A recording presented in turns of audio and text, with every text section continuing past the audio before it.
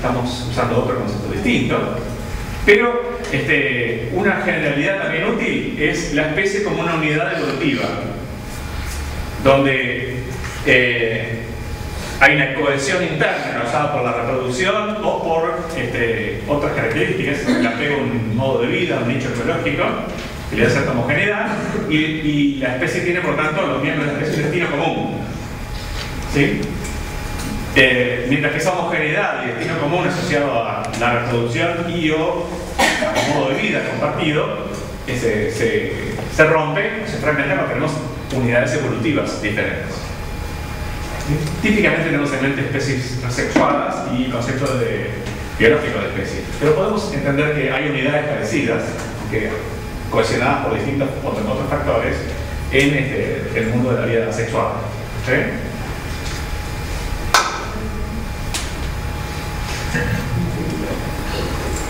Bueno, vamos a hablar ahora un poco de las consecuencias de la formación de especies.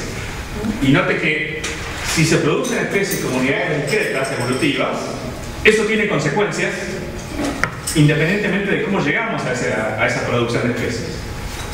Desde el momento que hay especies como unidades discretas, se genera una dinámica macroevolutiva que es interesante, sin tener que preocuparnos, a partir de ahora estrictamente, de si la formación de especies es un proceso distinto al que ya conocemos o no lo es.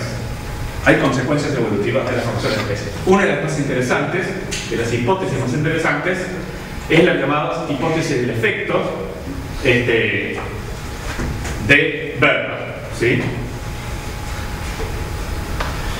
Eso dice que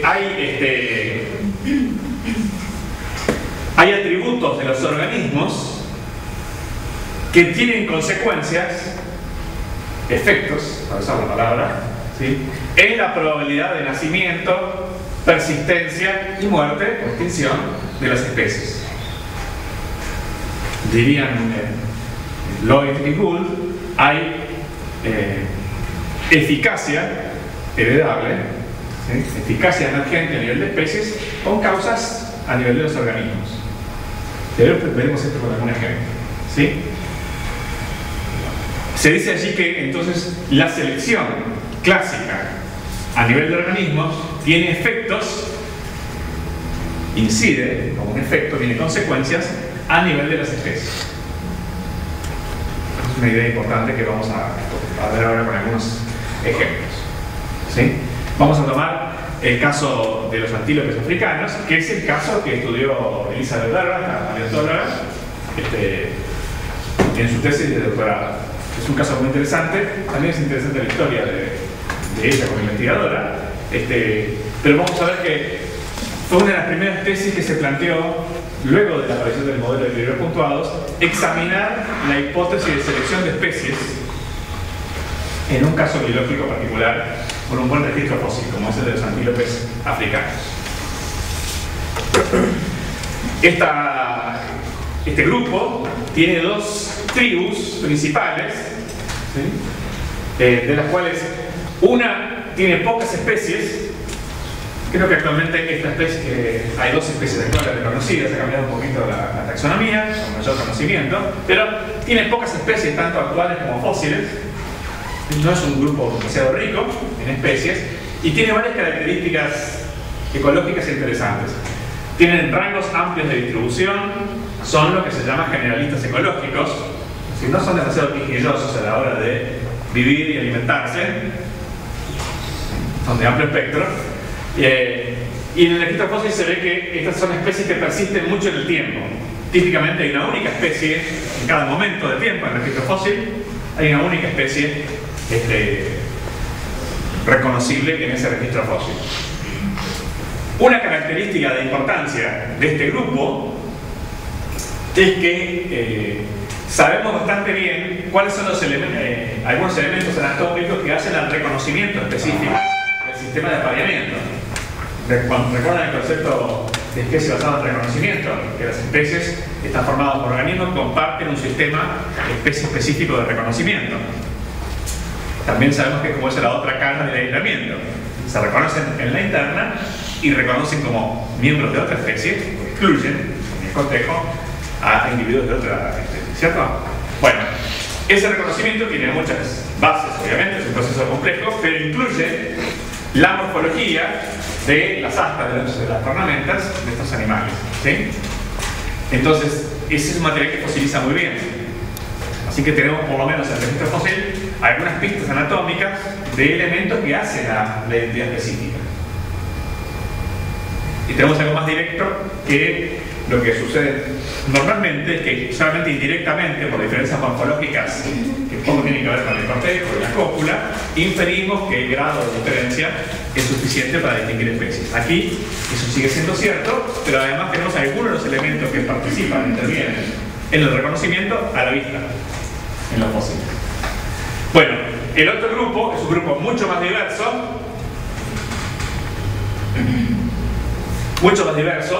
típicamente las especies tienen rangos de distribución mucho más restringidos y son especialistas ecológicos relativo a los anteriores.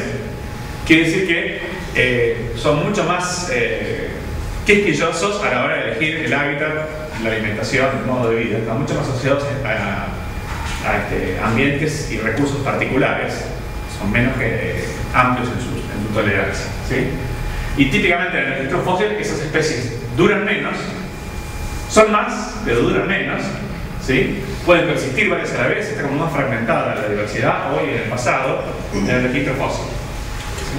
Entonces tenemos un contraste interesante entre dos grupos que son dos tribus y que son filogenéticamente hermanas, ¿sí? Cada uno es un grupo monofilético en relación al otro, y es recíproca esa relación, grupos monofiléticos recíprocos y hermanos, los más cercanos conocidos.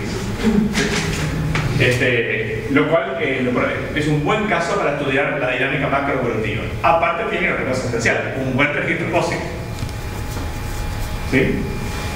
El registro fósil es bueno en sí mismo y además es bueno en nuestro conocimiento del mismo porque en las últimas décadas África ha sido motivo de esfuerzos muy importantes de muestreo, no tanto por los antílopes, que se han beneficiado, sino por los estudios de homínidos. Los últimos 10-15 millones de años del registro fósil han sido y están siendo muy intensamente muestreados por interés en estudiar el origen de nuestra propia especie y sus parientes más cercanos. El registro fósil es lo que es. Imaginen que la paleontología no trabaja dejando de lado todo lo que no sea homínidos. De hecho, muy por el contrario, aunque eso no empezó en África, ya es una norma en los estudios de largo plazo de datos fósiles de homínidos, de que hay todo un equipo de paleontólogos estudiando el conjunto de la diversidad. La etapa de la revista New que va a salir el futuro homínido, todo lo demás se estudia de forma simultánea y coordinada. Muy bien, así que un buen registro fósil, un grupo con características particulares que hacen que ese registro sea interesante, porque nos da alguna información de caracteres que tienen que ver con el reconocimiento y el elemento específico, y además un contraste general de características y diversidad de los grupos hermanos. Muy bien, eso se la puedo ver a estudiarlo desde el punto de vista macroevolutivo. Una distinción que hace Verba es útil, que creo que fue uno de sus aportes importantes, es que el hecho de que un grupo sea más exitoso en número de especies descendientes no muestra automáticamente que sea un caso de selección de especies. Esta diferencia entre simple constatación de un aumento de números o un éxito diferencial y que sea selección, la conocemos bien a nivel microevolutivo, pero a nivel génico, ¿sí? Por ejemplo, entendemos que un alelo puede fijarse por deriva, es más exitoso que otro, pero si no hay una causa más que el azar, no atribuimos a ese éxito a la selección. No alcanza con decir que un alelo se fijó y ha sido exitoso, por lo tanto, en la evolución, para concluir que ha sido seleccionado. Así que a nivel microevolutivo y concretamente genético tenemos bien clara la distinción entre selección y un simple éxito reproductivo. Exigimos para atribuir a selección que haya una diferencia sistemática y causal, una diferencia adaptativa, sistemática y causal, que contribuye a ese éxito diferencial. ¿Sí? Bien, en este contexto podríamos decir que lo que trata de distinguir Verba es entre selección y algún análogo a la deriva genética, a la deriva, pero a nivel macroevolutivo. Y eso usa la palabra reparto, pero como no siempre las traducciones son muy evidentes, esta es la palabra sorting, que es repartir, ordenar. ¿Okay? No hay una traducción precisa que capte exactamente todas las... reparto de que de diversidad, el grupo debe ver con más especies que otro, por ejemplo. ¿Sí? Bien. Un reparto de especies, una distribución de especies. ¿Sí? Reparto el número, bueno, ¿cuántas especies terminan quedando en cada grupo? Es una simple descripción. Tenemos 6 especies en este grupo y 35 en este otro. Si son dos grupos hermanos, podemos decir que pasado cierto tiempo, este grupo ha acumulado una diversidad de 6 especies y este otro de 35. Eso es una cuestión descriptiva.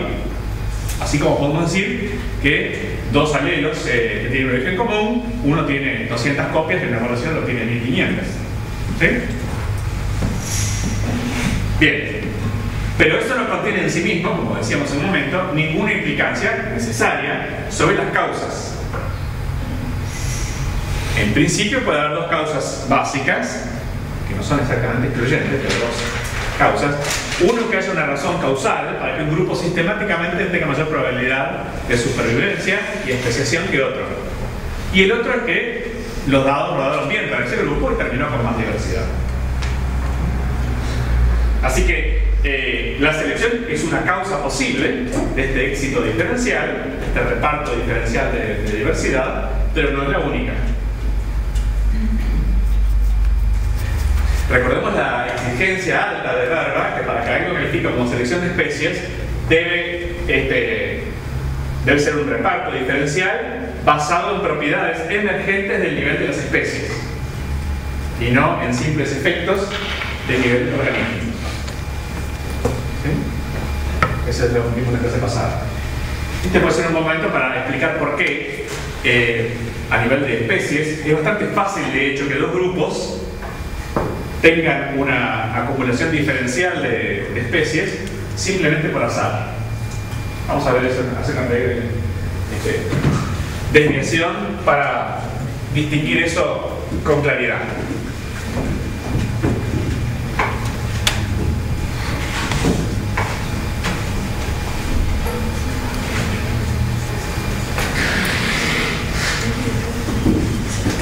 Fíjense, imaginemos que tenemos una especie ancestral que produce dos especies descendientes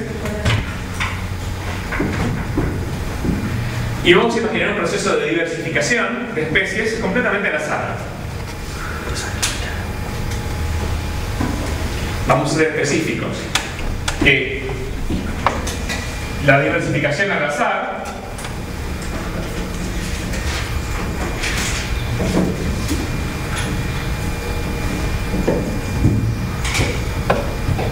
vamos a imaginar que cada especie en esta historia, o que las especies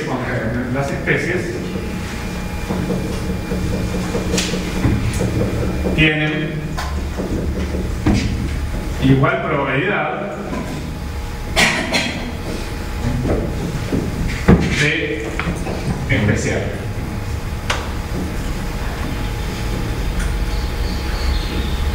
Formar nuevas especies. Por ahora nos vamos a limitar a un caso de... vamos a dejar de ver la extinción.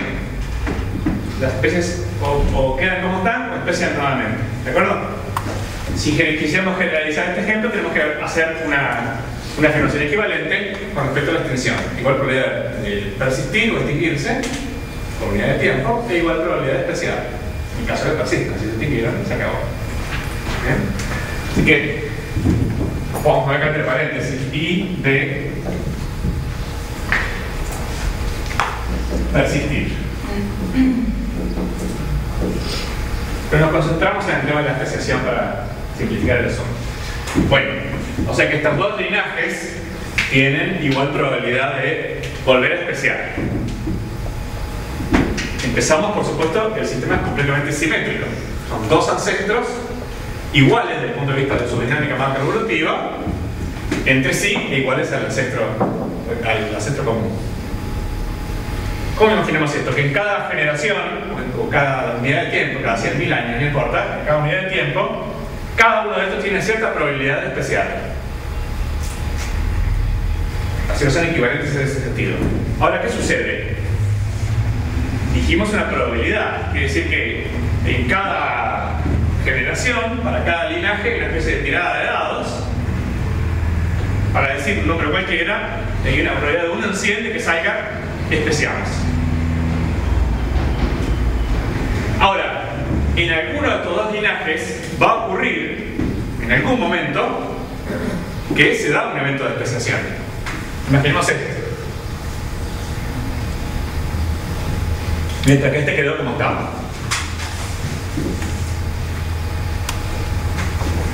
Hasta acá, la probabilidad de especiación era P en cualquiera de los dos linajes.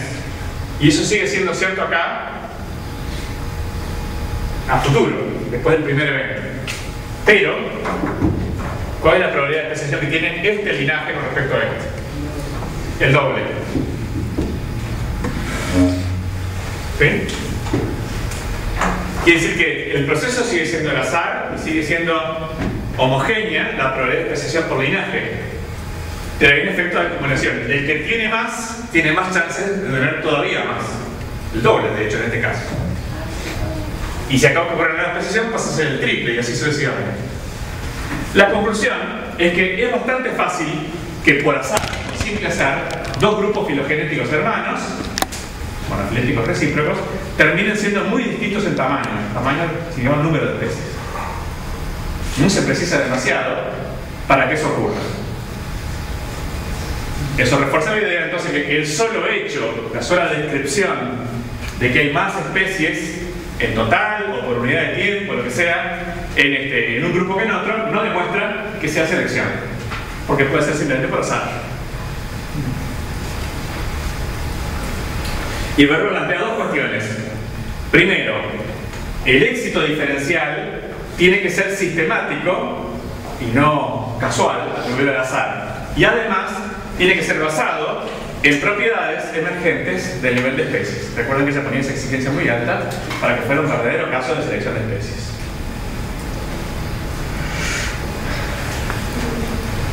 Tenemos que, si miramos una historia filogenética, esto está son esquemas basados en la idea de equilibrios puntuados, en el sentido descriptivo, de que las especies no cambian demasiado y producen diversificación por especiación. Entonces la dinámica macroevolutiva la podemos describir como si existen o no sesgos, desbalances, entre las tres cuestiones fundamentales que hacen al éxito darwiniano. El nacimiento, en este caso por especiación, si algún linaje produce más descendientes por unidad de tiempo que otro, especia más. Del mismo modo que a nivel clásico, vemos que algunas clases de individuos dejan más descendientes, producen más descendientes que otros. Son más fecundos o logran producir más juveniles o lo que sea. Muerte. Es decir, que no alcanza con nacer, sino que también hay que persistir hasta la vida adulta y dejar descendientes. ¿Sí? Repetir el proceso. La contracara de la distinción es la persistencia. La persistencia en el registro fósil. ¿Sí? Estos son los dos eventos que puntúan la duración de un individuo, en este caso una especie. Su comienzo y su final. ¿Sí? Y este sesgo de dirección es una cuestión que va por otro lado, pero tiene que ver con lo que los paleontólogos llaman las tendencias macroevolutivas. Hay grupos que tienen tendencias a acumular cambios en cierta dirección. Y tendencias que van más allá de la especie. Por ejemplo, que a lo largo del tiempo, de millones de años y de un recambio de especies, el grupo tiende a ser de mayor tamaño corporal, o con los niveles más elongados, o más especializado a cierto tipo de alimentación o lo que sea. ¿Sí? Acá tenemos dos grupos que tienen sesgos de este tipo, el 1 y el 2, se distinguen en la capacidad de proliferar. Acá se ve que hay más proliferación que aquí. Este es un grupo más pausado, aunque tal vez en este las especies tienden a durar más en algunos casos. Y acá tenemos un sesgo de dirección, de que el recambio en cuanto al tipo morfológico parece estar orientado en ciertas direcciones. Estos son problemas clásicos de la paleontología. La teoría sintética tiene ciertas respuestas sobre esto y los macroevolucionistas han intentado plantear algunas respuestas alternativas. Recordemos que para Verba la selección de especies tiene que basarse en propiedades emergentes del nivel de especies, mientras que para Gould y Lloyd la eficacia emergente es suficiente. Basta con decir éxito diferencial siempre que sea sistemático y no por azar, aunque la causa reside en diferencias entre los organismos. Y vamos a ver que en el caso de los antílopes eso hace que para Gould y Lloyd sea un caso de selección de especies y para Elizabeth Verba no lo sea un caso de un efecto a nivel de especies de selección a nivel clásico. Bueno, asociado a esta cuestión, una segunda hipótesis de Verba, que es la hipótesis del hábitat, que la evolución de las especies, la macroevolución, está asociada al modo de vida y al hábitat, el nicho ecológico, que ustedes quieren, de los linajes. Sabemos bien, esta gráfica solamente quiere recordarnos que el planeta en los últimos millones de años ha tenido ciclos climáticos, estos son los ciclos glaciares, y a mayor escala hay una tendencia al enfriamiento del planeta, aunque ese enfriamiento no es monotónico, sino que es una tendencia media a menores temperaturas, pero que en los últimos millones de años se manifiesta asociada a ciclos climáticos, los ciclos glaciares, y glaciares e interglaciares. Y hay en el Pleistoceno un número no totalmente definido, pero unos 20 aproximadamente ciclos glaciares con alternancia de fases glaciares propiamente dichas e interglaciares. ¿Sí? Recuerden, bueno, supongo que en paleontología algo de eso habrán visto, que se entiende que un ciclo típico dura unos 100.000 años. Esto siempre es un término muy general, pero que si contamos desde el comienzo de una fase glacial, la duración de la fase glacial y el interglacial que sigue, estamos hablando de unos 100.000 años. Por ejemplo, de los últimos 100.000 años, aproximadamente 80.000 fueron de la fase glacial y los últimos 10.000 son de la fase interglacial. Números muy redondos, bueno, 15.000 o 20.000 de la fase interglacial. ¿De acuerdo? Bueno, es un ejemplo. Entonces, lo que dice Verba que como las especies están asociadas a su ambiente de modos particulares, los ciclos climáticos afectan los ambientes y a través de ellos afectan a las propiedades de las especies y los grupos filogenéticos que ellas conforman. Imaginemos que esta figura está tomada de Verba, justamente. Imaginemos un ciclo climático donde la temperatura oscila, ¿sí? Tenemos una temperatura relativamente alta, una fase de temperatura relativamente baja y volvemos a una fase de temperaturas altas. Por ejemplo, interglacial, glacial, interglacial. Y partimos de una especie con una distribución característica y podemos pensar en distintas consecuencias, distintas formas en que esa especie y su hábitat se asocian a esta alternancia de fases cálidas y fases frías, también asociadas a otras cosas, fases áridas y fases húmedas, ¿sí? Distintas fases climáticas. Bueno, en ciertas condiciones, para ciertos hábitats, ese hábitat de esa especie puede formarse por actividades diferentes. Eso puede pasar. ¿Sí? El caso más aburrido es que no pasa absolutamente nada. Otra posibilidad, muchas de las que nos interesan, es que el hábitat se fragmente en parches o refugios y luego se vuelva a reunificar. Entonces tenemos que ver qué pasa durante la fase de fragmentación y qué sucede luego durante la fase de contacto secundario, digamos, en términos de especiación. ¿Sí? Una primera posibilidad es que haya en alguno de los parches se produzca una divergencia, por ejemplo adaptativa, que podría ser por azar, y que esa divergencia no llegue a ser del nivel de especies distintas, sino de variación intraespecífica, y vamos a tener al final dos subespecies con una zona de contacto secundario. ¿Sí? En muchos casos podemos observar en la naturaleza subespecies, razas geográficas, con contacto secundario, y una forma de que eso ocurra es que haya una fase de alopatria con divergencia, pero no con aislamiento reproductivo, y una fase de contacto secundario donde, si vamos a la zona de contacto, hay compatibilidad reproductiva, a pesar de que hay diferencias anatómicas o de otro tipo. ¿De acuerdo? Muy bien. Lo otro que puede pasar, que es el opuesto de este primero, es que la fragmentación lleve a la extinción de la especie. Recuerden ustedes que hoy les hago bien por nuestro interés en la biología y la conservación, que el tamaño de los parches de hábitat influye mucho en la posibilidad de persistencia y de las especies y su contracara a la extinción. Por ejemplo, sabemos que para muchas especies no es lo mismo 5 parches de 1 millón de hectáreas cada una, le dan menos probabilidades de sobrevivir que un parche de 5 millones de hectáreas. La fragmentación conlleva un mayor riesgo de extinción. Bueno, entonces quiere decir que un resultado posible de la fragmentación es que la especie no persiste y se extingue.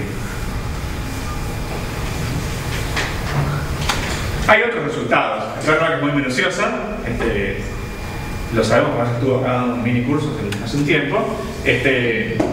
Otra posibilidad es que, bueno, de las variantes que ocurren, solamente una persista. Entonces tenemos un recambio morfológico, pero no una acumulación de diversidad.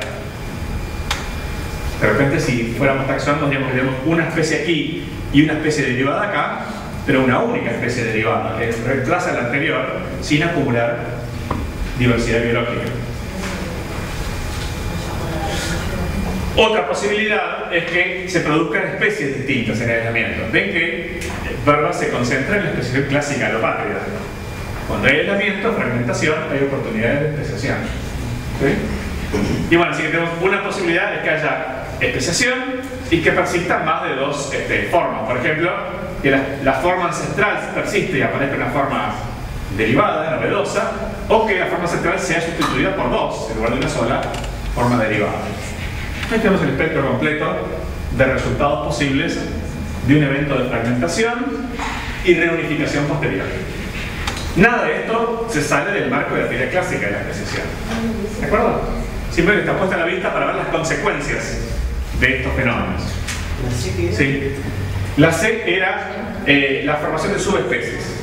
O sea que tenemos 2 variedades muy parecidas a esto, pero con compatibilidad reproductiva, sin que se haya producido aislamiento reproductivo. Por eso está marcada una zona de contacto donde hay entrecruzamiento. Muy bien, entonces, esto es lo normal, lo que he planteado siempre en teoría evolutiva, pero está puesta en la vista para pensar en las consecuencias macroevolutivas de estos fenómenos.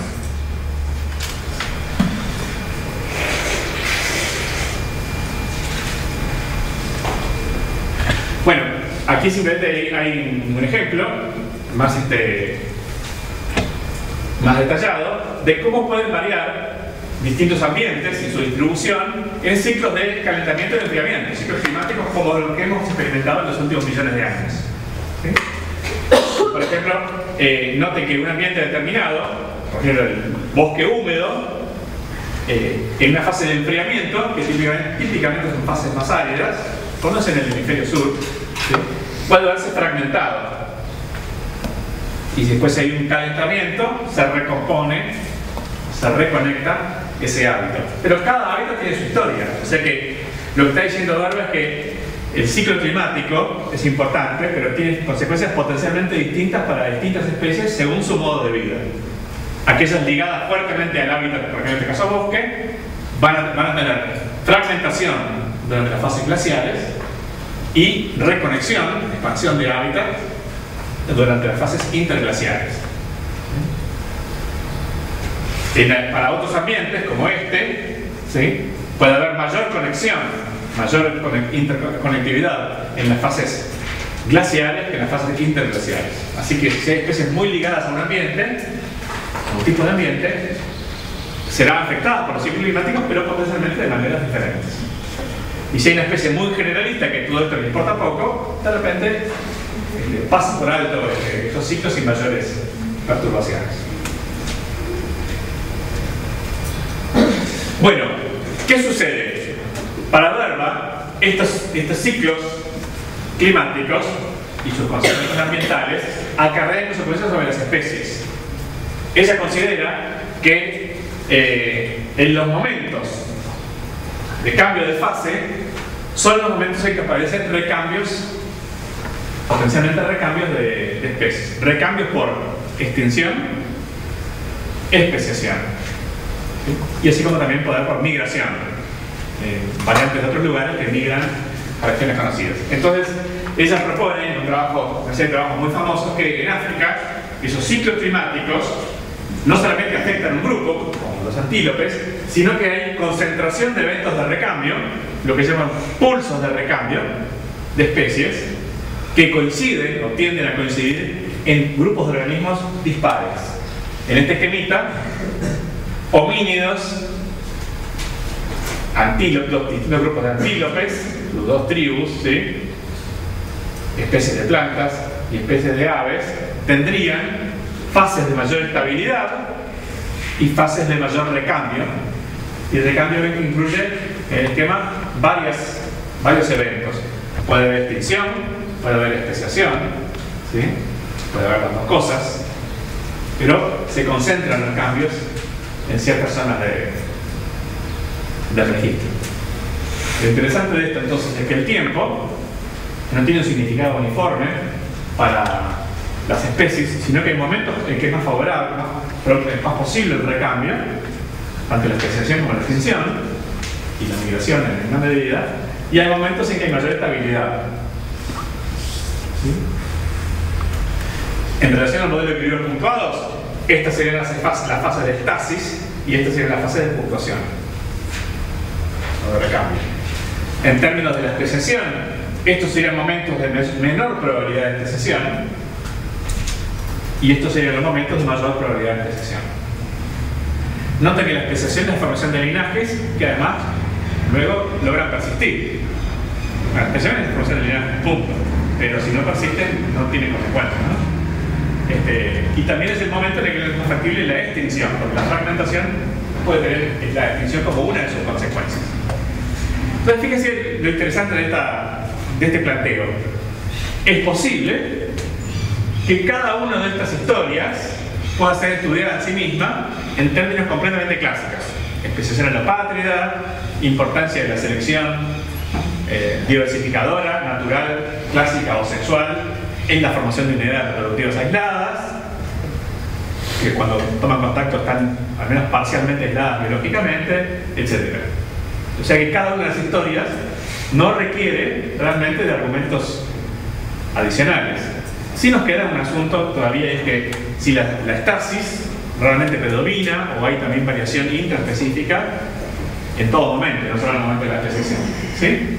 Pero el estudio caso a caso nos puede hacer perder de vista que también hay una dinámica más general, que grupos enteros de organismos dispares están respondiendo a los mismos ritmos a los cambios climáticos y sus consecuencias.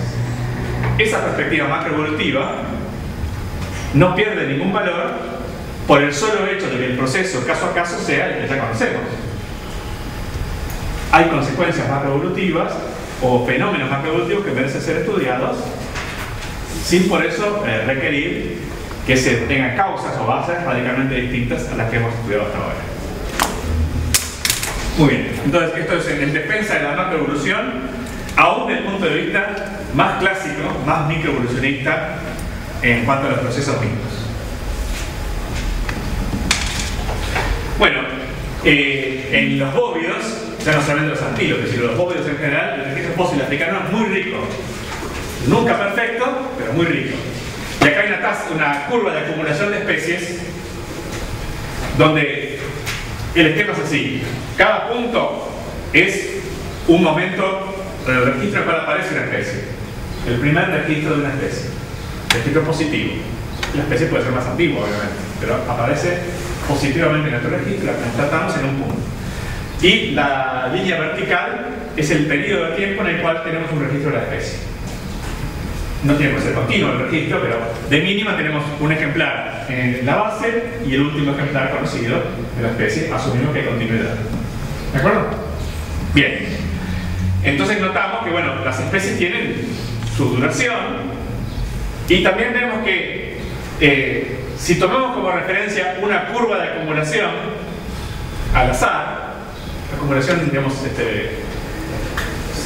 monótona de especies, vemos que en la realidad es bastante distinta.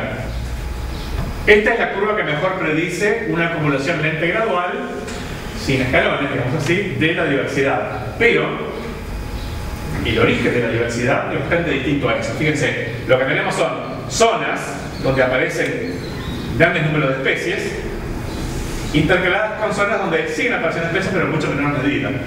¿Cuáles serían los pulsos de recambio de verba? Este sería uno, este sería otro, tal vez acá habría otro, aunque menos marcado, tal vez acá habría otro, ¿sí? Naturalmente que aquí tenemos una mezcla de dos cuestiones. Puede haber un efecto real de que hay momentos en que se acumula la diversidad, y puede haber un efecto más sutil de que el registro fósil no es completamente continuo, y puede haber pequeños hiatos que hacen que se pierda alguna continuidad y se resuma en... exagere un poco los pulsos. ¿Se entiende eso? Imaginemos que tenemos una acumulación de este tipo.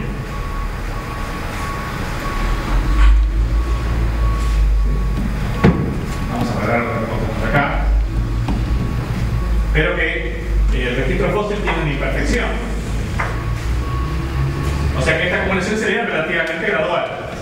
Pero que el registro fósil tiene una imperfección, desaparece todo esto, y entonces me queda un registro que es lo que pasa acá. Tenemos las tres especies ancestrales ahí, y después, enseguida, que lo unimos acá, tenemos todas estas especies. Cuatro, por lo menos, para que esta misma también acá.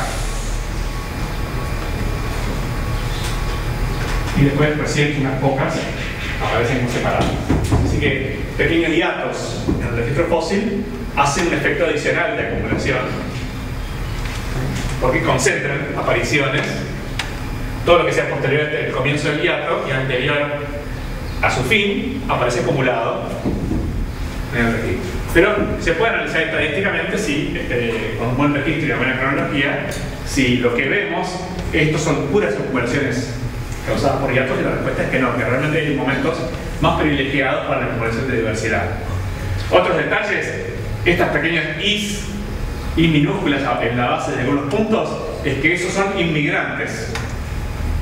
O sea, el registro se enriquece localmente, pero hay información de otros lados de que son inmigrantes típicamente de Eurasia. Esto es del continente africano, ¿cierto? O sea que algunos casos de enriquecimiento local no son verdaderos desarrollos o eventos de especiación locales, sino inmigración. Bueno, en algunos casos tenemos suerte de conocer esos eventos, y no es que no tengan importancia, pero tienen otro significado distinto, en particular al que hemos estudiado hasta ahora. ¿Sí? Y hay unos signos de interrogación, porque no todos los casos están completamente definidos de manera inequívoca cuanto a su origen. Bueno, vamos a hacer un pequeño corte ahora, resumiendo brevemente lo que acabamos de descubrir en el bloque pasado. Dos o tres puntos también a resaltar. Primero, espero que nos hayamos convencido de que vale la pena examinar la dinámica macroevolutiva, sin por eso poner como requisito las máximas exigencias de que haya selección de especies, necesariamente de que haya especiación como requisito imprescindible para el coincidente con el cambio morfológico y todas otras cuestiones. El segundo punto es la hipótesis del efecto de Verba. Dice que no siempre el éxito de diferenciación de las especies se basa en propiedades emergentes a nivel de especies. O sea que algunos de los atributos que hacen a la dinámica macroevolutiva diferencial se remiten a propiedades de los organismos. Me parece que no lo enfaticé lo suficiente, pero la idea de Verba de que los generalistas tienen menor tendencia a la extinción y también menor tendencia a la especiación, tiene una dinámica macroevolutiva más lenta, en los dos sentidos. Duran más, se extinguen menos, pero también especian menos. Versus los especialistas, entre esos antílopes, que tienden a durar menos, o sea que extinguirse con más probabilidad, pero también especiar con más probabilidad, tiene que ver con el modo de vida y cómo se asocian y perciben los cambios en el hábitat. Esos ciclos climáticos los afectan de manera diferencial. ¿Está bien? Ahora, la especialización, por ejemplo, a un hábitat, a la resistencia al calor, a la desecación, uso de recursos tróficos, son propiedades adaptativas ¿de quiénes? ¿A qué nivel jerárquico individual reconocemos esas adaptaciones? A nivel orgánico, ¿sí? El que resiste más o menos el calor o se alimenta con más o menos selectividad de recursos es el organismo, ¿sí? Son adaptaciones. Asumimos que estas cosas son adaptaciones diferenciales. Tienen consecuencias macroevolutivas, pero no se basan esas consecuencias en efectos emergentes del nivel de especie, sino en efectos de selección operando a nivel clásico, organístico. Entonces la conclusión de Verba tiene como dos caras. Por un lado, observen qué interesante la dinámica macroevolutiva, cómo se acopla a la hipótesis del hábitat y cómo afecta a contingentes enteros de especies o linajes, y no solamente el caso A o el caso B. Pero también observen, por lo menos en el caso que yo estudié en detalle, cómo el éxito diferencial, el reparto diferencial, se basa en adaptaciones de los organismos y no adaptaciones emergentes a nivel de especie. Son consecuencias o efectos macroevolutivos de adaptaciones y selección, por lo tanto, a nivel organístico. Por lo tanto, no supera la barra de ella misma para ser un caso de selección de especies, aunque sí la superaría en una versión más relajada, como la de Lloyd y Gould, porque hay eficacia emergente. Las especies tienen distintas propiedades de eficacia, aunque sus bases son organísticas. Una pregunta, sí, con eso mismo. Ella empieza diciendo, o sea, empieza afirmando o definiendo lo que es la selección a nivel de especies, pero después de este trabajo termina diciendo en realidad que las bases... Que en ese ejemplo y en muchos otros no hay evidencia de selección de especies. Hay efectos, ¿sí?, sobre las especies y su dinámica legítima, pero con bases adaptativas organísticas clásicas. ¿Sí? El término efecto, por cierto, una pequeña introducción histórica.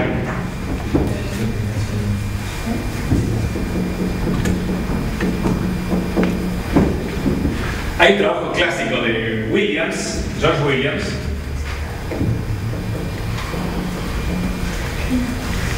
que distingue la función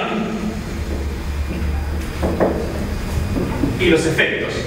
Cuando dice que cuando hay adaptación, lo que hay es una... A este nivel opera la selección, ¿sí?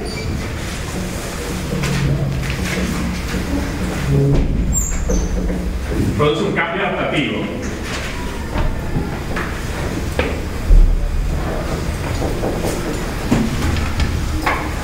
Y ese cambio puede tener además efectos, consecuencias, más allá de la función específica que guía o motiva el tranco de la selección. Por ejemplo, en aquella época había una especie de surgimiento de una teoría que se llamó selección de grupo, que los organismos eran capaces de sacrificar su eficacia en función del bien común de pequeños grupos sociales, y que los grupos se proliferaban más o menos en función del grado de compromiso de los organismos a ese bien común. Eso fue muy criticado por buenas razones, porque es una cuestión bastante débil, puesto que cualquier organismo que decida hacerse distraído de ese beneficio común y proliferar adaptativamente a nivel individual, se verá arrastrado por los beneficios de la pertenencia del grupo sin pagar el precio o el sacrificio de esa pertenencia. ¿Sí?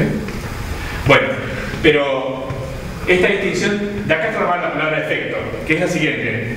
Suponemos a nivel organístico, sin movernos de ese nivel. Puede haber un órgano que evoluciona por cierta función adaptativa y que tiene consecuencias en otras características del organismo. Entonces, no decimos que esas consecuencias son adaptativas, sino que son un efecto de adaptación en otra estructura. ¿Se entiende eso? Bueno, entonces, como los caracteres biológicos no están aislados, ustedes habrán discutido esos trabajos de Gould y Lewontin y de... ¿No se echan los libros eso? Es el calendario.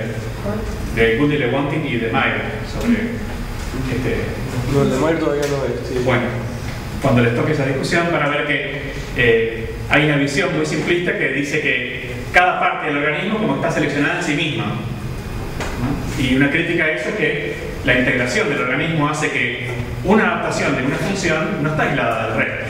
Puede tener efectos en otras características del organismo. ¿Sí?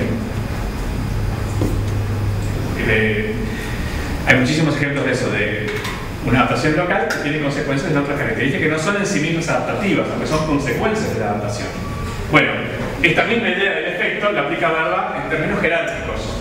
Una adaptación funcional por selección de un organismo, por ejemplo, que lo hace más tolerante a distintos ambientes, son adaptaciones fisiológicas del organismo individual, clásico, pero pueden tener efectos sobre la supervivencia, la probabilidad de supervivencia o extinción y especiación de la especie a la cual pertenece.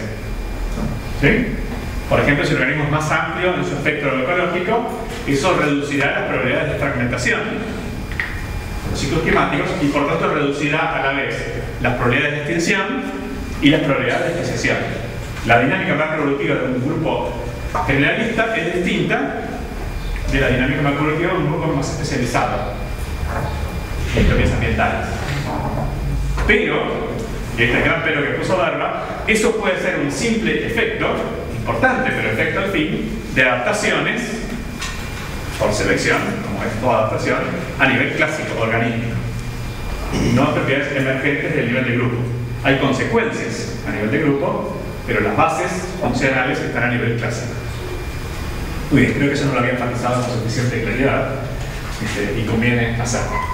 Bueno, ¿cuáles son las dificultades del concepto de selección de especies? Hay un conjunto de dificultades que conviene mencionar y analizar brevemente.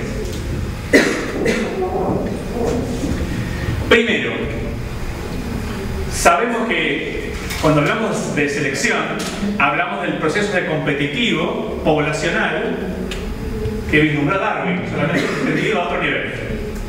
Del mismo modo que cuando hablamos de selección de líneas celulares, trasladamos la imagen, el pensamiento poblacional de Darwin hecho a nivel organímico para individuos que son células ahora, que tienen su dinámica de recambio y que tal vez sea diferencial. Aparece un mutante que tiene un cáncer que le da más probabilidades de proliferación, por ejemplo. ¿Sí? Así que trasladamos los conceptos poblacionales a un nivel no clásico, pero que, mientras haya individualidad y recambio generacional, es pasible de ser analizado con los mismos conceptos. Muy bien. Un primer problema, muy sencillo pero muy importante, es los tamaños de las poblaciones. Cuando hablamos a nivel de especies, fíjense de qué tamaño estamos hablando. Vamos a ver el caso de los antílopes, de esas dos tribus. En un caso había unas 30 y tantas especies y en otro caso había 2. Más o menos en los números. Nuestras poblaciones, me parece que fue un poco competitivo darwiniano, son poblaciones de tamaños extremadamente pequeños. ¿Sí? ¿De qué son? Si el tema es la diversificación de los antílopes, la suma de las dos tribus nos pasa de las 50 especies. Es bastante menos que eso, de hecho. Entonces, el tamaño poblacional tan limitado, ¿qué consecuencias poblacionales tiene la evolución? El azar debe ser un preponderante. ¿Sí? Un aumento muy grande del tamaño hace que una variante, su proliferación por azar no es imposible, sabemos que ocurre por deriva, pero la eficacia de la selección es tanto mayor cuanto mayor es el número de individuos o de unidades por las cuales opera. Por dos razones, porque más individuos implica más posibilidad de que haya variación, oferta adaptativa, y también porque la presión selectiva es más eficaz cuando el tamaño es más grandes, porque está menos sujeta a oscilaciones puramente aleatorias del proceso.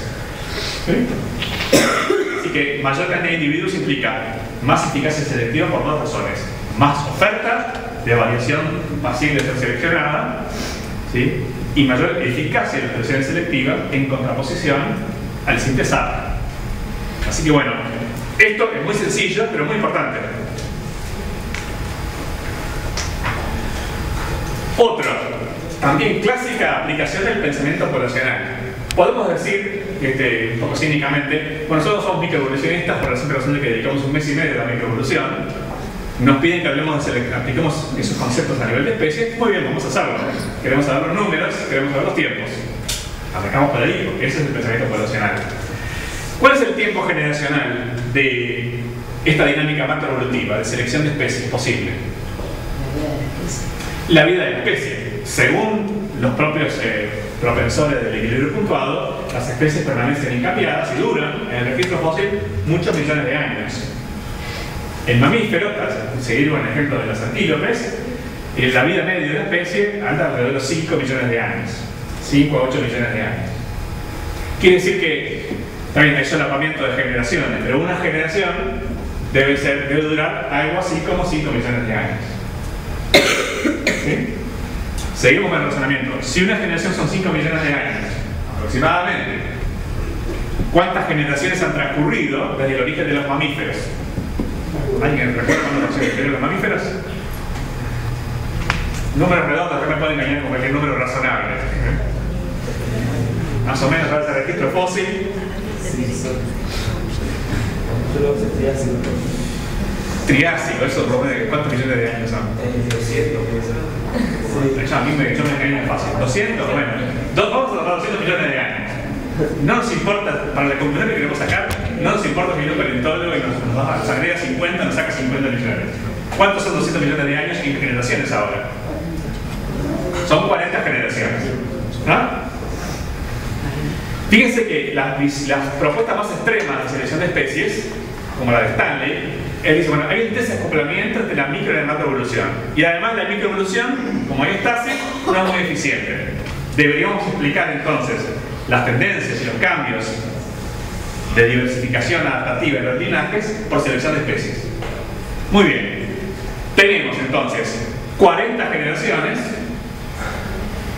para producir y retener adaptativamente, selectivamente, todas las adaptaciones que diferencian a los grupos de mamíferos.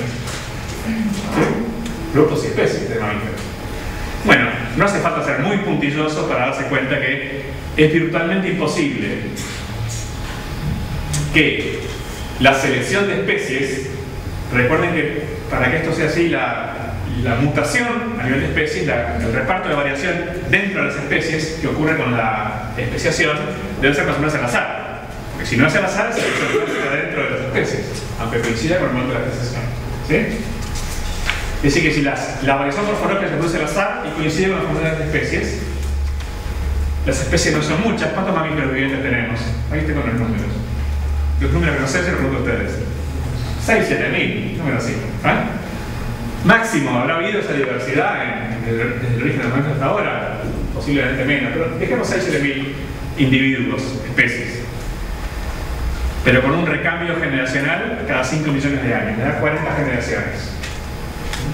Parece virtualmente imposible que toda esa riqueza adaptativa que conocemos de los mamíferos, fisiológica, anatómica, etológica, y siguen agregando todos los variantes que ustedes quieran, pueden surgir por variación al azar en el momento de la especiación y selección de especies exclusivamente. Da la impresión de que la selección de especies puede ser que ocurra, pero tenemos que darle espacio, mantener un espacio para la selección clásica.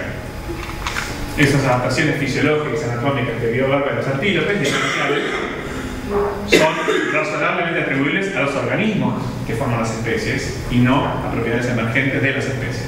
¿Sí? No. Bueno. Producir la diversidad de adaptaciones que conocemos entre las especies de mamíferos, por ejemplo, en 40 generaciones, casi seguro requiere aceptar un amplio espacio, tal vez no todo, pero un amplio espacio para la selección clásica organística. Porque noten que para que sea selección de especies pura, para atribuirle a la selección de especies toda esa variación adaptativa, tiene que ser así, que la variación por ejemplo, morfológica, ocurrido durante la especiación, sea la única o la principal, y ocurra al azar, no sea adaptativa en la interna de la especie, sino selección clásica también. ¿Sí? Si la especiación produce divergencia y esa divergencia es adaptativa en el sentido clásico, entonces habrá pulsos de... Pero sigue siendo selección organística, la base de la adaptación diferencial. ¿Sí? No entiendo, pero ¿cómo que las especies se formaron en realidad por selección de organismos y no en realidad de... No, nosotros tenemos varias especies, ¿sí? Por ejemplo, una dinámica clásica de tipo de equilibrios puntuados de este tipo. Muy bien. Selección de especies implica que la variación, las causas de la variación, el léxico reproductivo de uno u otro linaje, estén en propiedades emergentes de las especies. En el éxito reproductivo decide de qué forma de nuevas especies. Exacto. La probabilidad de sobrevivir y multiplicarse, especial. ¿Sí? Lo que estoy diciendo es que si estas diferencias entre las especies son diferencias clásicas surgidas por divergencia adaptativa de los organismos, afectan a la dinámica macroevolutiva, pero son lo que se llama efectos. La selección ocurrió a nivel clásico. Tal vez la selección estuvo concentrada, fue más eficaz en esta parte del tiempo que en esta. Pero sigue siendo selección clásica. Lo que estamos diciendo es que con 40 generaciones y pocos individuos, por ejemplo 6.000 especies de mamíferos, individuos de ese nivel, parece que es poco probable que toda la diversidad adaptativa que observamos acá al final sea resultado de la selección de especies. Debe haber mucha parte, como mostró Verba en el caso de sus antílopes, que sean adaptaciones clásicas, organísmicas, y le damos el derecho a tener consecuencias en la diversificación de las especies. Esa parte sigue siendo muy interesante, ¿cierto? La gente se pregunta, bueno, los marsupiales, que son pocas especies comparados con los presentados, ¿es porque tienen alguna tendencia particular a especiar menos? Es una pregunta interesante. Y es interesante, vamos a suponer que sí, que hay una diferencia. Es interesante, aún en el caso en que la base de ese éxito diferencial específico sea una característica organística, una adaptación diferencial de clásica organística. ¿Sí? ¿Está bien? Bueno, entonces, estos dos problemas surgen, son objeciones o dificultades que no eliminan la selección de especies, sino que reducen o ponen dudas sobre su eficacia. ¿De acuerdo? En estos dos primeros casos, por una cuestión simplemente numérica. O sea que para saber el caso de los mamíferos habría que ir a buscar en función de esas características emergentes de los mamíferos. Bueno, por ejemplo, pensemos en la pregunta que acabo de hacer. Queremos saber si el hecho de que haya mucho más placentados que marsupiales tiene una base biológica consistente, adaptativa, diferencial, o solamente cuestión de azar. ¿Sí? Esa es nuestra pregunta. Puede ser eso, por ejemplo, de que en realidad están mucho más adaptadas las especies de los marsupiales. O sea, y que las especies sean más seleccionadas y capaz que no hubieran los marsupiales formaron menos especies de principio, por lo que decía sobre la probabilidad. Puede ser. Hay gente que se ha tratado el problema y seguramente lo habrá hecho mejor que lo podemos improvisar acá. Pero uno pensaría en principio lo siguiente. Lo primero que habría que hacer sería mirar la dinámica de proliferación, mirar el árbol filogenético, lo más completo posible, y determinar si un modelo de proliferación al azar es suficiente para llegar a ese desbalance. ¿Sí? Esa sería la forma más precavida, antes de empezar a imaginar diferencias adaptativas, clásicas o de especies entre estos dos grupos, ver si el patrón muestra efectivamente un sesgo sistemático y no un sesgo al azar de éxito diferencial. ¿Está bien? Por ejemplo, hace unos años había una idea de que los mamíferos que invadieron Sudamérica del norte, versus los que eran de origen nativo, habían tenido un éxito diferencial. Uno puede preguntarse, bueno, pero éxito diferencial significa que hay más especies hoy de los invasores de las que había al comienzo. ¿Sí? Pero eso se puede ver al azar. Pero la primera pregunta es hacer las cuentas, idealmente sobre la filogenia, para ver si efectivamente hay un sesgo de mayores tasas de especiación y menores tasas de extinción en un grupo que no. Marsupiales versus placentados, volviendo al ejemplo que nos preocupaba hace un momento. Así que una primera aproximación es simplemente si el patrón requiere de una aplicación adaptativa diferencial o si alcanza con el azar. Recuerden que el azar lo pensamos como algún modelo sencillo de la probabilidad de especiación y o la probabilidad de extinción no varía entre linajes. Solamente el número de especies es el que te pone un grupo a proliferar más rápido que otro. ¿Está bien? Bien. Supongamos que el resultado da que sí, que efectivamente hay un grupo que tiene una dinámica macroevolutiva diferencial al otro. Especies más y o se extingue menos. Bien, ahí tenemos una razón para seguir adelante. Entonces la siguiente pregunta es: ¿qué características biológicas están detrás del éxito reproductivo diferencial, o del éxito específico diferencial de marsupiales y placentados? Podemos terminar con cosas como estas. La estrategia metabólica de un grupo y otro tiene consecuencias en la estructura de las poblaciones, las densidades poblacionales y la capacidad de fragmentarse y especiar o resistir a la extinción. Bueno, seguramente si son propiedades metabólicas, lo más probable es que estemos hablando de adaptaciones diferenciales en el organísmico con efectos macroevolutivos. En cambio, puede ser que sea un problema de la forma como se agregan las poblaciones socialmente, estructuras sociales,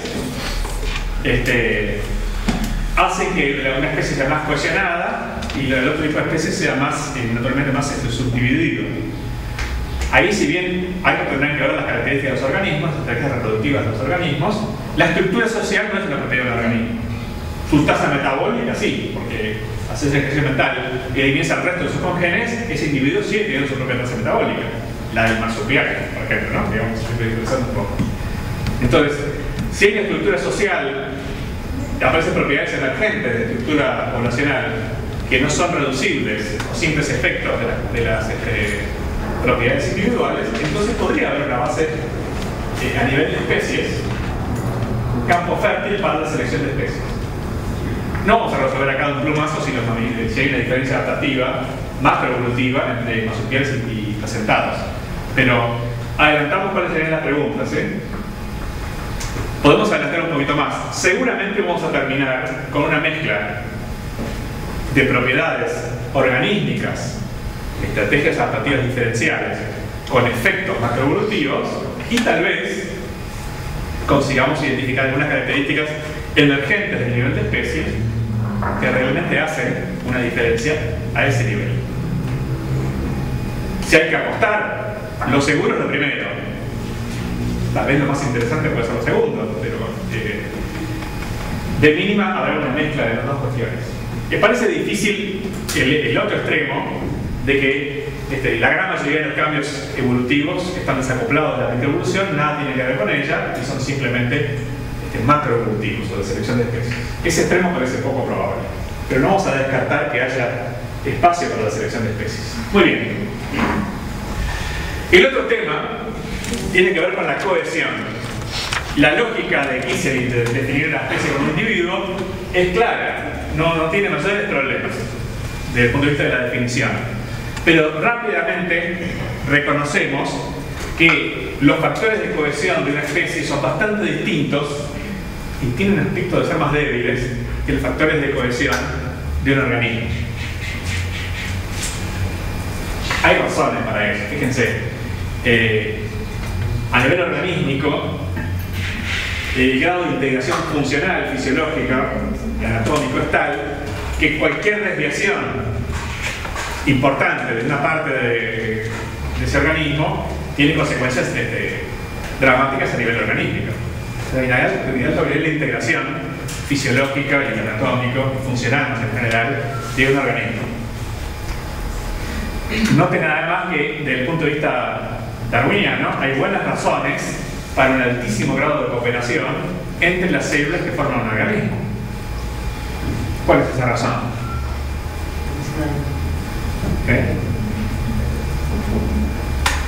Recuerden el tema de la cooperación. ¿Cuáles son los estímulos darwinianos a la cooperación? Son muchos, pero algunos son típicamente de ese pensamiento poblacional. ¿Qué tienen en común todas las células del organismo? Que no tienen en común todos los organismos de una especie.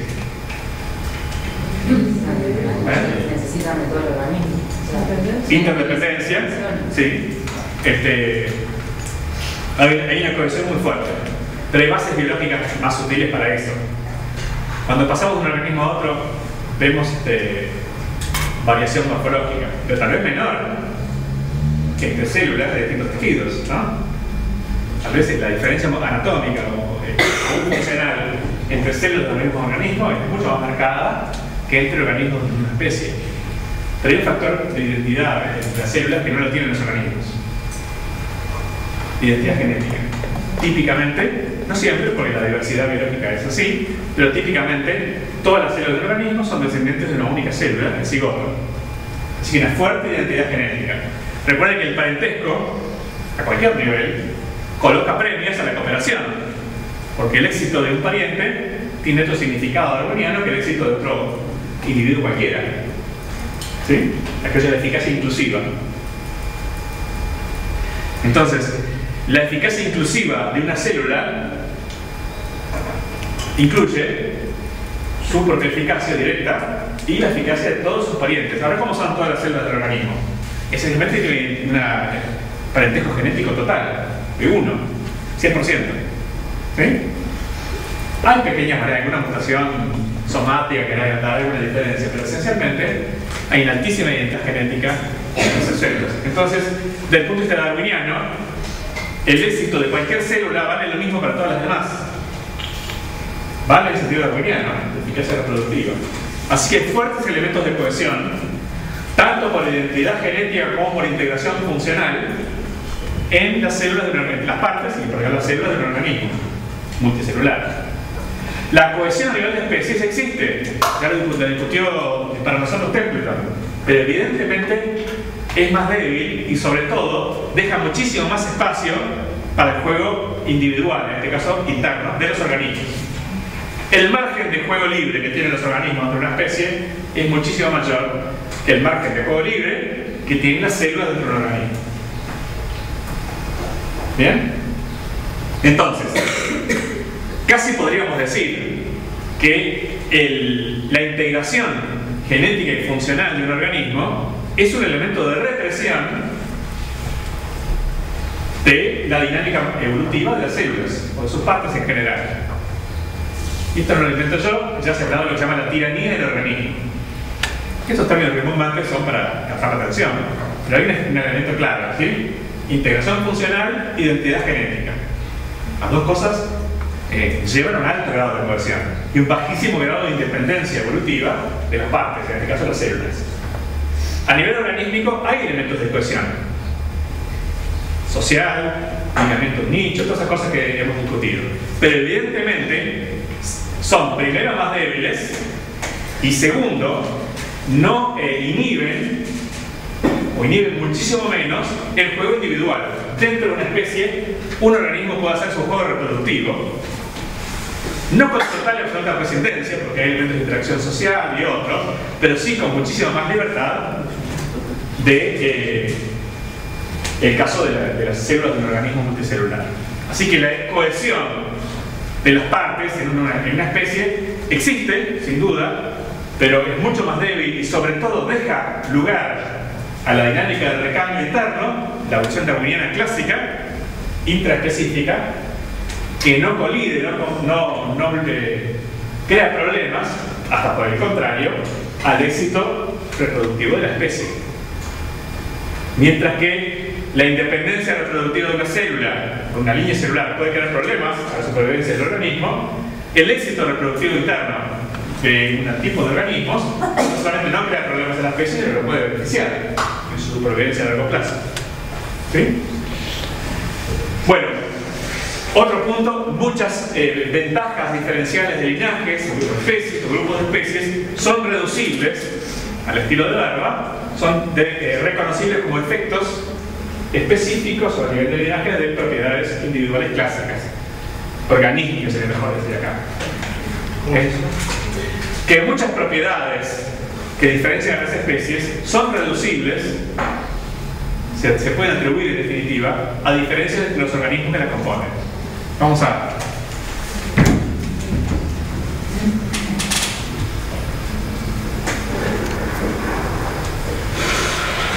hacer declaración.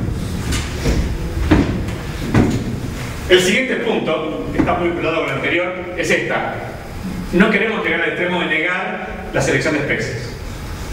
Incluso hay campos interesantes, como el tema del origen y mantenimiento de la reproducción sexuada, donde la selección de especies sigue siendo una posibilidad interesante, como la ventaja que hace a la reproducción sexual. Porque la selección organística no está descartada tampoco.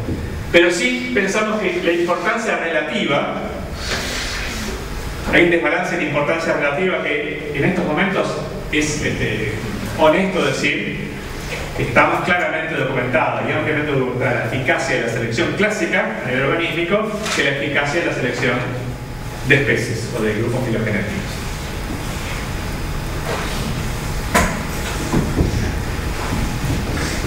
Oposición entre niveles quiere decir lo siguiente. A nivel organístico puede haber un conflicto adaptativo entre mutaciones que favorecen a las células versus mutaciones que favorecen al organismo como un todo. Pero la alta cohesión funcional del organismo le da muy pocas posibilidades de proliferación, de éxito diferencial a células que si se contraponen sus ventajas a las del organismo. Eso existe, pero es limitado el campo de libertad que tienen las células para hacer su propia evolución adaptativa. ¿El cáncer, por ejemplo? Sí, hay ejemplos y muy importantes. Mencionamos otra vez mutaciones que dan ventajas a los gametocitos, que son adaptativas para el gametocito que produce más gametos descendientes y que son negativas o deleterias para el organismo embrionario. Existe el fenómeno. Pero la tiranía del organismo, la alta cohesión del organismo, pone límites fuertes al éxito de ese tipo de desarrollo. En cambio, a nivel de especies, son pocos los límites que imponen la cohesión de la especie a la proliferación del organismo. Existen, pero son pocos. Hablamos ya de algunos, de hecho, como eso de que la divergencia individual, si no está asociada a fragmentación de especies, tiene siempre un límite, no prolifera al infinito. O sea que límites impuestos por la pertenencia a una especie, los hay. Lo de Futuyma, ¿recuerdan? Que la divergencia adaptativa interespecífica es posible, pero siempre es un poco transitoria y acotada por la propia cohesión de la especie. O sea que hay limitaciones a la adaptación clásica producida por las especies, pero son mucho más débiles, parece, que los límites que le impone el organismo a sus células. Para usar dos ejemplos de niveles clásicos, ¿no? Bien definidos. Lo otro que es difícil poner la prueba, porque es muy, como ocurre en tiempos mucho más largos y con un número de especies mucho más limitados, hay mayor dificultad para poner a prueba la selección de especies y distinguirla realmente de consecuencias de la evolución clásica. Que sea difícil no significa que no debamos prestar atención, por el contrario. Pero bueno, es natural. Si la selección organística la podemos estudiar en tiempo actual, no siempre, pero en tiempo actual. En cambio, las adaptaciones a nivel de especies requieren tiempos más largos, son más difíciles de demostrar. Y hay algunas dificultades conceptuales. ¿A qué me refiero con eso? No siempre es fácil distinguir con toda claridad un efecto orgánico de nivel específico. Acabo de mencionar un ejemplo posible de que una adaptación fisiológica, puesto que existe en cada organismo, marsupial o placentado, es un clásico ejemplo si hay diferencias adaptativas de adaptación diferencial clásica y organismo. Y también te voy a poner un ejemplo de estructura social, niveles de organización espacial que afectan la fragmentación y la posibilidad de supervivencia y proliferación de especies, que serían propiedades, puesto que la estructura social no existe a nivel individual, existe como una propiedad emergente de las sociedades, de las poblaciones, sería un carácter emergente de el nivel de las especies. ¿De acuerdo? Ahora, todo carácter tiene bases en los niveles inferiores, aunque más no sea, para que sea heredado de bases genéticas. Y a veces la distinción esa que te intento hacer no es tan evidente.